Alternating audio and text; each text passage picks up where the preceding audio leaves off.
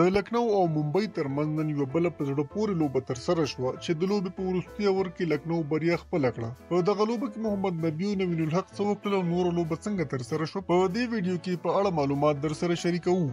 د IPL اته څلوېښتمه لوبه کې لکنو ټاس وګټلو او لومړۍ توپ اچونه غوره کړه. ممبئی کمزورې توپوهنه پیل کړه چې روهت شرما یې لومړی له لاسه ورکړ. هغه یوازې 4 منډې وکړې. ورپسې سوریا کومار یادو هم آوټ شو چې 10 منډې کړې وي. بیا تیلک ورما هم د منډې پر مهال وسوځېده چې یوازې 7 منډې کړې وي. همداراز هاردیک پانډیا په 0 باندې د نوین الحق لخوا آوټ شو. د نوین په دغه اور کې 2 لوبغاړي آوټ شو چې تیلک ورما پکې رن آوټ شو. ایشان کشن بیا 22 منډې وکړه او د روي بشنوي لخوا له میدانه بهر شو. وروسته بیا نهال وډیرا او ټیم ډیوډ یو څه ښې منډې ترلاسه کړې چې نهال شپږ څلوېښت او ټیم ډیوډ 15 ناسوځېدلې منډې وکړې. همداراز محمد نبي یوازې یو منډه ترلاسه کړه. ممبئی په 20 اورونو کې د 8 لوبغاړو په سوځېدو 144 منډې ترلاسه کړې او لکنو ته یې د 145 منډو هدف وټاکه.